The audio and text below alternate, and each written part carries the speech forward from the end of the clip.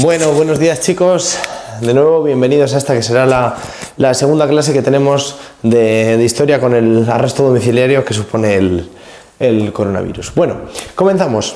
Ayer estuvimos viendo cuáles fueron las causas dentro de este periodo de la Europa de entreguerras, las causas para el origen o el inicio de los totalitarismos, ¿vale? Una de las cosas que vimos era la situación, económica lamentable, la cual vivía Europa, y ante esa situación política y económica de crisis, lo que surgen son esos fenómenos totalitarios que tenemos vistos en la clase de ayer. ¿Hoy qué vamos a ver? Pues precisamente los contrastes económicos y sociales que se dan en el mundo occidental, porque ya sabéis que la historia que vemos se restringe bastante al mundo occidental, en los años 20, ¿vale? En este periodo que se da tras el final de la Primera Guerra Mundial. Tenemos ya el esquema hecho, en lugar de ir haciéndolo, he decidido que me considero que es mejor hacerlo de esta manera. Así que comenzamos con la explicación. Los años 20. Para hablar de los años 20 tenemos que hacer una diferenciación importante entre, primero, ver cuál es la situación de los países vencedores, ver cuál es la situación de los países perdedores y ver cuál es la situación de un país que se ha confirmado ya como potencia hegemónica mundial, que es uno de los países vencedores, pero que se encuentra al margen de todos ellos, como ya sabemos, que son los Estados Unidos de América. Como ya sabemos, una de las consecuencias que tenía la Primera Guerra Mundial era que los Estados Unidos se habían confirmado como primera potencia mundial. Uno de los factores para esa conversión de los Estados Unidos, un país importante, en potencia hegemónica, en primera potencia mundial, será precisamente que la Primera Guerra Mundial no afecta al territorio estadounidense, ya que no hay ni un solo rastro de destrucción que genere la Primera Guerra Mundial en el territorio estadounidense. Así que estos años 20 pasarán a la historia en los Estados Unidos como los felices años 20. Serán una época de bonanza económica, de bonanza también cultural, de vanguardias también artísticas que comenzarán a surgir en estos años en los Estados Unidos. Sin embargo, esta situación de los Estados Unidos contrasta bastante con la situación económica, política y social que vivirá Europa. Como ya sabemos, Europa es el terreno de juego, es el terreno de batalla en el cual se da el conflicto de la Gran Guerra o de la Primera Guerra Mundial entre el 14 y el 18. Así que nos tenemos que poner en situación y nos tenemos que imaginar cómo es la situación dramática, cómo es la situación desastrosa en la cual nos encontramos con el viejo continente, nos encontramos con Europa. Y aquí es lo que os decía, vamos a partir la situación de Europa en dos. Como no puede ser de otra manera, tenemos que hablar de los países perdedores y también vamos a hablar de los países vencedores. ¿Cómo está la situación en cada uno de estos diferentes países? En primer lugar, aquellos países que han perdido la guerra, y me centraré bastante en la situación de Alemania. Alemania es uno de los países perdedores de la Primera Guerra Mundial y, como ya sabemos, en el Tratado de Versalles lo que hace es culpabilizar a la política alemana como única responsable del conflicto. Y es por eso que el Tratado de Versalles lo que hace será imponer durísimas sanciones militares y fundamentalmente económicas a estos países derrotados, fundamentalmente a Alemania. Ya sabemos que el Tratado de Versalles es una especie de revancha que toman los países vencedores, fundamentalmente Francia, con Alemania, culpándola, señalándola de ser la causante, la generadora, la culpable del conflicto que conocemos como la Primera Guerra Mundial. Así que una de las consecuencias que ya habíamos visto en los textos del Tratado de Versalles será que Alemania tiene que pagar una cuantiosísima indemnización a los países vencedores, ¿vale? Problema que ya sabemos y que ya hemos comentado. Alemania, la situación que tiene Alemania, la situación económica que tiene Alemania, es un país devastado, destrozado por la guerra.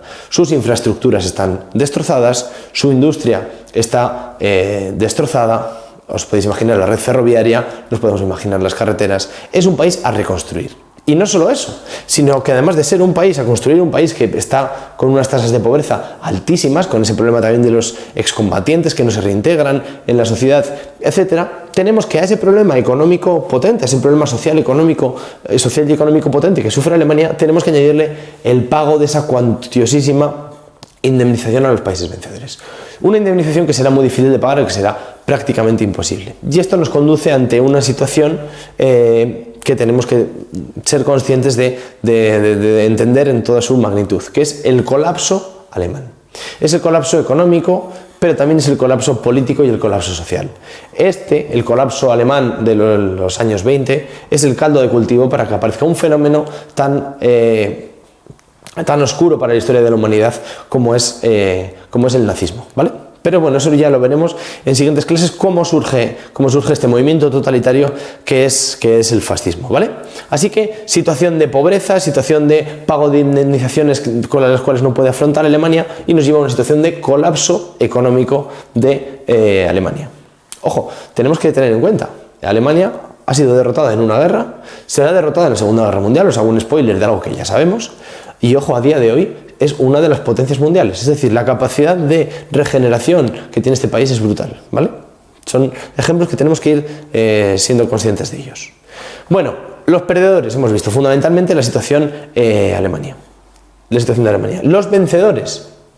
¿Qué hacen los vencedores? Bueno, pues los vencedores, para poder reconstruir esos países, pues lo que han hecho es recurrir al dinero sencillo. ¿Cuál es el dinero sencillo? ¿Cuál es el dinero rápido en este caso? Es pedirle el dinero, solicitar créditos a los Estados Unidos. ¿Qué país es el cual está dominando la economía mundial? Estados Unidos. ¿A quién podemos ir a pedirle un crédito? A un país que ha sido aliado y que son los Estados Unidos. Así que los países vencedores lo que hacen es pedir préstamos a los Estados Unidos. ¿Para qué? Para la reconstrucción y la puesta en marcha de nuevo de estos países que también están destrozados por el conflicto, ¿vale?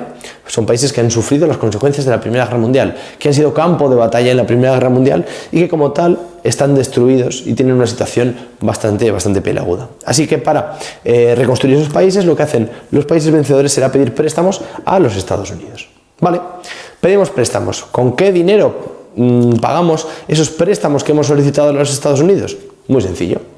Yo soy un país vencedor, Alemania es la culpable de la guerra, Alemania me tiene que pagar una indemnización, es decir, me tiene que pagar dinero por haber sido la causante de la guerra, por lo tanto, yo lo tengo claro, si yo pido un préstamo, Alemania me tiene que pagar a mí, ya está, con lo que Alemania me pague, yo pago el préstamo que le he pedido a Estados Unidos, ¿vale?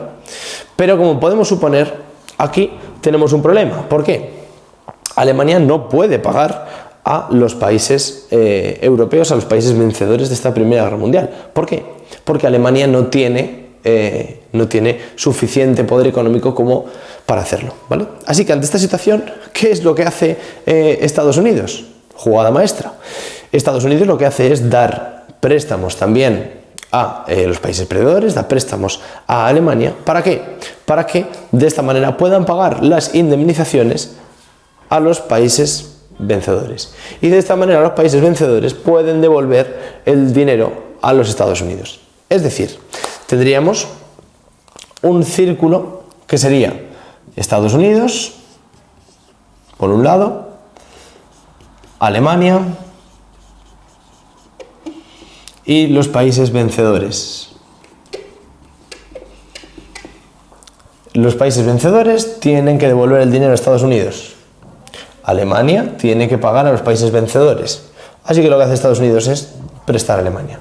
¿Qué va consiguiendo Estados Unidos con todo esto? Pues generar, aunque nos parece algo difícil de ver de esta manera, ¿qué gana Estados Unidos? Bueno, pues le gana los intereses que ha prestado del préstamo a Alemania y tiene también los intereses del préstamo a los países vencedores. Con lo cual, ¿esto qué supone? Pues que Estados Unidos es el gran beneficiado de las consecuencias que tiene la Primera Guerra Mundial. Estados Unidos acaba siendo el gran beneficiado del Tratado de Versalles con estas indemnizaciones puestas a Alemania. Porque al fin y al cabo, ¿de dónde sale todo el dinero? De la primera potencia mundial, de Estados Unidos. Pero ¿quién recauda después ese dinero con intereses? O esa es la idea que tienen, no todos se cobrarán, serán los Estados Unidos de América. ¿Vale? Así que continuamos.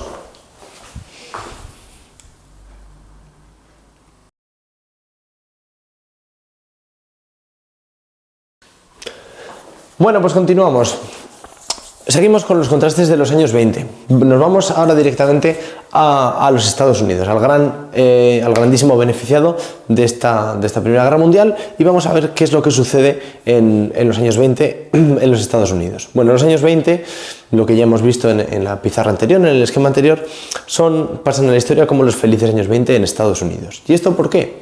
Bueno, pues porque como hemos visto, los Estados Unidos es el único país que no sufre, el único de los países que se meten en el conflicto, que no sufren las consecuencias de la guerra en su territorio, y esto trae consigo una serie de consecuencias.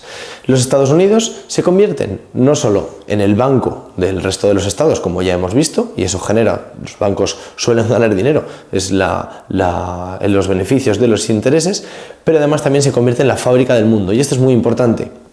Ante unos países europeos que han sido potencia industrial y en los cuales su industria está bastante destrozada y destruida, los Estados Unidos comienzan a erigirse como el gran líder en el proceso industrial, ¿vale?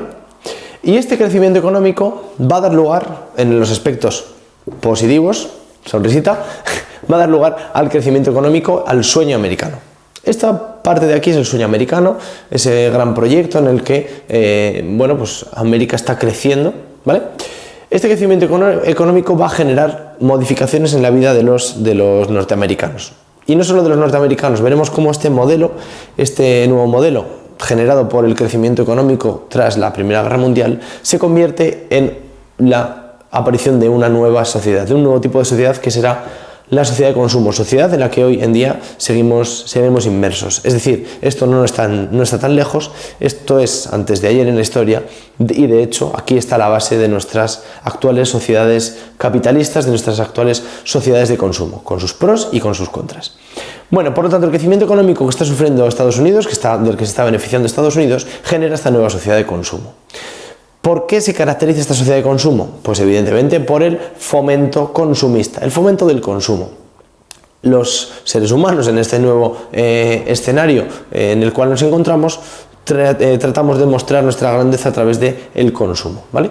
Y esto del consumo genera una de las características de esta sociedad de consumo son las estrategias de venta, las estrategias de comercialización que ya vimos en parte del año pasado cuáles son las estrategias propias actuales del comercio, y como veis no varían demasiado de las que se originan en estos años 20 en los Estados Unidos. Una de ellas, la venta a plazos. ¿La venta a plazos qué significa? Pues bueno, aquella persona que quizás con todo su dinero ahorrado no puede comprarse, pues por ejemplo, un vehículo o una radio, pues se le permite pagarlo a plazos. ¿Esto qué hace?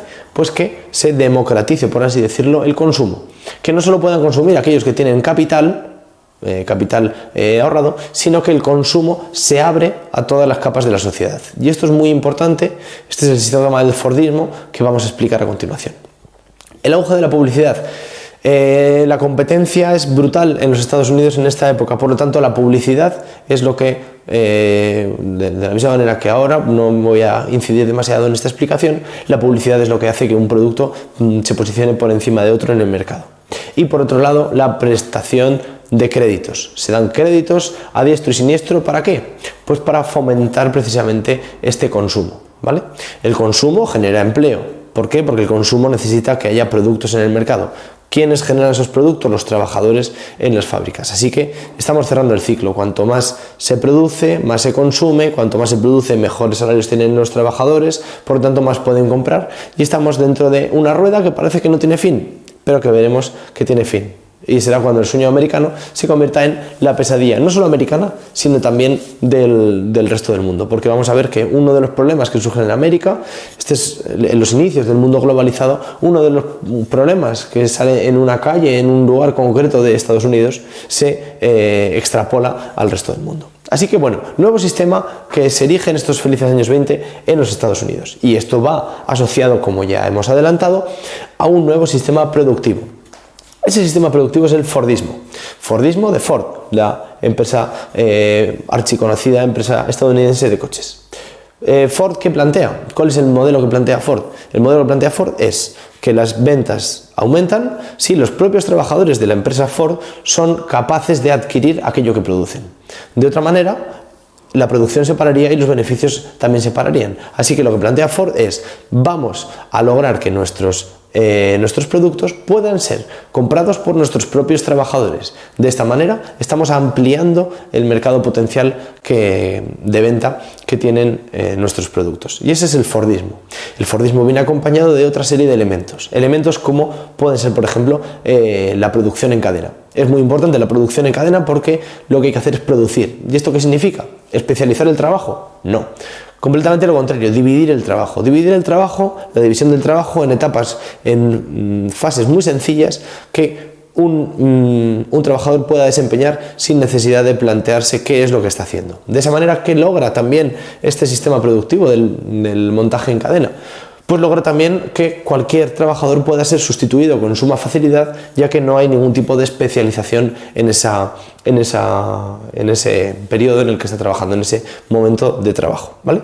Así que el Fordismo, que los propios trabajadores tengan capacidad de comprar aquello de lo cual están generando, eso hace que se abra para todos la sociedad de consumo. Parece un aspecto positivo. Pero este crecimiento económico, todo crecimiento económico, chicos, y esto es algo que debemos aprender, siempre tiene unos beneficiados y siempre tiene unos que pagan este crecimiento económico. Este crecimiento económico de los Estados Unidos en general, del PIB de los Estados Unidos en general, va a generar también unos graves problemas de desequilibrios económicos en la sociedad, ¿vale? Desequilibrios económicos que empiezan en el campo. ¿Por qué empiezan en el campo? Bueno, o tienen uno de los factores claros en el campo. Por ser la crisis de la agricultura. ¿Qué es esto de la crisis de la agricultura? Los Estados Unidos no pueden, toda aquella producción que están generando en el campo, hay que tener en cuenta que han perdido el mercado externo. No son comprados estos productos por los países externos, con lo cual esto está generando que los costes de producción de la agricultura sean los mismos, pero los precios de venta estén bajando. ¿Por qué? Porque el stock es mayor. Ya sabemos, cuando la demanda es la misma, si la oferta aumenta, el precio baja. Si, por el contrario, la oferta es la misma, la demanda desciende, que sería este caso, ¿qué ocurre con los precios? Que caen, ¿vale? Así que uno de los focos a los que tenemos que ir y nunca olvidarnos es el campo.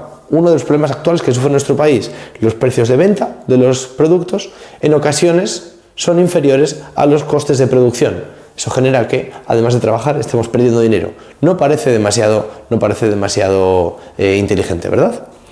Son contradicciones que tiene el sistema capitalista en el cual nosotros vivimos. Más problemas, más desequilibrios económicos. ¿Qué ocurre? Todo el mundo está produciendo. La producción industrial está aumentando a unos niveles exponenciales. Está creciendo de una manera brutal la producción. Pero no solo vale para el sistema que la producción crezca. Si la producción crece y por el contrario no hay compra de esos productos, lo que tenemos es un grave problema. Es una crisis de sobreproducción, que es lo que veremos a continuación, y será la pesadilla americana. Esta crisis de sobreproducción, que después será una crisis financiera, como veremos, se está generando precisamente porque la oferta está aumentando de una manera desmedida y eso hace que los precios estén cayendo ya que la demanda es la misma. Hay mucha oferta en el mercado, la demanda es la misma porque llega un punto en el cual no puede haber más demanda, la oferta puede tratar de ser o de intentar de ser infinita, mientras que la demanda es finita, ¿vale? Y los precios lo que hacen es descender. Al descender los precios, ¿qué ocurre?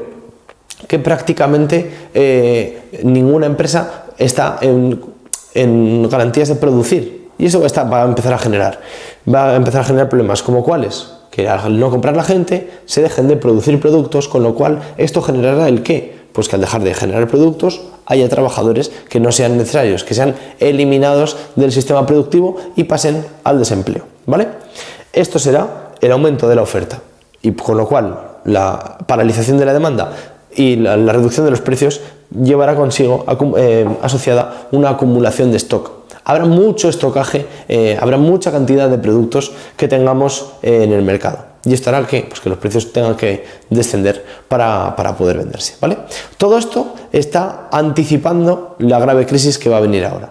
La industria ya no es el lugar en el cual se gana dinero. ¿Por qué? Porque ya en ese lugar los precios de venta en ocasiones se encuentran por debajo de los costes de producción, con lo cual no es rentable para los empleadores, para los grandes industriales producir. Con lo cual, problema. Veremos de dónde seguimos obteniendo el dinero. Veremos cuál es el método de ganar dinero en los Estados Unidos. Y ese método de ganar dinero será el que nos conduzca de una manera exagerada a una crisis que será brutal, no solo para Estados Unidos, sino para el resto del mundo. ¿De acuerdo?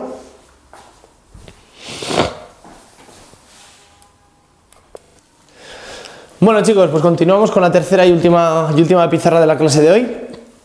Seguimos con los contrastes de los años 20.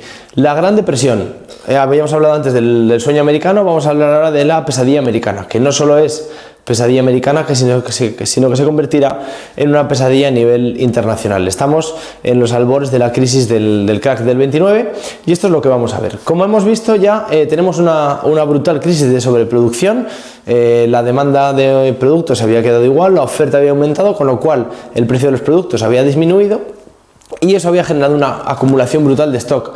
Se había producido mucho más de la cuenta y ese estocaje estaba ahí. ¿Esto qué consecuencias tenía? Pues que al haber mucho stock no era necesaria la producción de esos productos y eso empieza a conllevar ya una crisis social, que es la de despidos de trabajadores y paralización también de la industria. No hace falta producir. Con lo cual, si la industria era el foco económico, el motor económico de los Estados Unidos, ¿en qué se va a basar ahora la economía estadounidense? Pues bueno, se descubre que la manera más sencilla de seguir ganando dinero, la manera más sencilla de ganar dinero que no sea la industria, ¿cuál es? La inversión en bolsa, la inversión con activos financieros. La bolsa a día de hoy sigue funcionando. De hecho, la crisis del coronavirus está demostrando también la fragilidad de nuestro sistema bursátil. Esto que se conoce como los mercados están precisamente en estos momentos actuales, están teniendo caídas históricas, caídas solo comparables con la caída del crack del 29, que es lo que vamos a ver, ¿vale? El crack del 29, ¿qué es? Bueno, pues es lo que vamos a ver. Seguramente habréis oído hablar alguno de esta crisis bursátil. Bursátil significa de la bolsa, este crack del 29. Bueno, por lo tanto, una vez que la industria ya no es el terreno en el cual se nos aportan beneficios, ya que no hay una producción industrial, ya que no hay una venta en el mercado se ha paralizado, con lo cual si el comercio se paraliza, el consumo se paraliza, la industria se paraliza y toda la rueda de que parecía idílica de este sistema capitalista se frena y comienzan los problemas. Así que ante esta caída de la industria lo que vemos es que la manera más rápida de hacer dinero es invertir en bolsa. Invertir en bolsa, invertir en Wall Street. Seguro que a todos os suena qué es esto de Wall Street, ¿no? Los mercados financieros, la bolsa de los Estados Unidos, el Dow Jones, ¿vale? Bueno, la manera más rápida de hacer dinero es la bolsa, así que ahí nos vamos. Y nos vamos hasta el día 24 de octubre de 1929, que pasa la historia como el Jueves Negro. ¿Jueves Negro por qué? Bueno, pues ese día salen a la venta un montón de acciones. ¿Pero qué ocurre? Esos precios están tan inflados, los precios de esas acciones están tan inflados que nadie se atreve a comprar. ¿Por qué nadie se atreve a comprar? Porque ¿quién quiere comprar un producto que está excesivamente caro? Entra el temor de los inversores de comprar a un precio demasiado elevado, pensar que el mercado puede caer y que por lo tanto no vamos a poder obtener beneficio en la venta de ese activo, de ese producto financiero. Así que esas acciones que salen a la venta en ese día 24 de octubre, pues se quedan ahí, se quedan a la venta y no hay compradores. Ante la falta de compradores, y esto es muy importante porque es lo que demuestra que la economía no es una ciencia natural, sino que es una ciencia social y muy social, se genera el pánico entre los inversores. Nadie quiere comprar. Y no solo eso, no solo es que nadie quiera comprar, sino que todo el mundo se pone compulsivamente a vender. Todo el mundo quiere vender productos para al menos asegurar una parte del dinero. Es decir, vendemos un papel, una acción en bolsa por dinero real. Lo que quieren los inversionistas es retirar dinero real con la venta de sus acciones, porque nadie está comprando las nuevas que han salido. ¿Esto qué hace? Que el valor de los productos financieros, el valor de las acciones que están en ese momento en bolsa, estén cayendo en picado. Hay una caída en picado de las bolsas, que es algo que podemos estar al loro de estos días que escucharemos. Hay una caída del valor de las bolsas, una caída del mercado financiero. Esta crisis, que parece que solo debe afectar a la bolsa, ¿no? Que es una especie de juego del capital en un espacio cerrado, no se queda solo ahí, sino que esta crisis bursátil, esto es lo que os pongo aquí, se extiende. Y se extiende generando diferentes crisis. Y esto muestra un poco el fracaso también de la teoría liberal como tal, ¿vale? O nos muestra una de las grandes contradicciones del liberalismo. El liberalismo, como sabemos, es la teoría económica que plantea que el mercado se autorregula, el mercado se regula automáticamente Y el crack del 29, es decir, este jueves negro, nos demuestra precisamente lo contrario. El mercado no se regula, el mercado sin ningún tipo de regulación nos puede conducir al desastre más absoluto, como es lo que ocurre en el 24 de octubre de 1929, en este jueves negro, en los Estados Unidos, con el desplome absoluto de Wall Street, el desplome de la bolsa estadounidense. Esta crisis bursátil se extiende, se genera el pánico, comienzan los suicidios y se extrapola a una crisis financiera. Y esto es muy importante. Crisis financiera, ¿por qué? Porque todo el mundo acude al mismo tiempo a sacar su dinero del banco. Quieren tener sus inversiones, sus ahorros directamente en su bolsillo y no en el banco. ¿Eso qué hace? Que ante la brutal demanda de las personas que tienen su dinero en el banco de extraer ese dinero, algunos de los bancos, buena parte de los bancos, entran en quiebra. Y esto genera también problemas. Esto también trae consigo diferentes crisis, una industrial, una crisis comercial y, evidentemente, una grave crisis social. Crisis industrial, ¿por qué? Y también venía ya por la crisis de sobreproducción. La industria no está produciendo, pero claro, aquellas empresas que acaban de perder un montón de su valor en bolsa tampoco están en condiciones de seguir produciendo, porque ni tan siquiera tienen capital suficiente como para invertir en la compra de mercancía para generar productos. Y esto es un grave problema. Asociada a esta crisis industrial vamos a tener una crisis comercial, evidentemente. La gente prefiere guardar sus ahorros a comprar compulsivamente. Ya no hay posibilidad de compra compulsiva. Porque además, ¿quién va a querer comprar en el día de hoy sabiendo que en el día de mañana los precios de los productos van a ser mucho más bajos? Y también, y lo más importante de todo esto, será la crisis social que se genera en los Estados Unidos y que veremos que se extiende a todo el mundo. Crisis social, ¿por qué? Bueno, el precio del dinero cae tanto que, y es una curiosidad que seguramente podréis encontrar por ahí, que hay imágenes de personas quemando billetes. ¿Por qué? Porque cuesta menos quemar esos billetes que comprar con esos billetes combustible para quemar, ¿vale? Una crisis social, destrucción de empleos, la ineficiencia del Estado, que es incapaz de asegurar condiciones de vida dignas a la ciudadanía.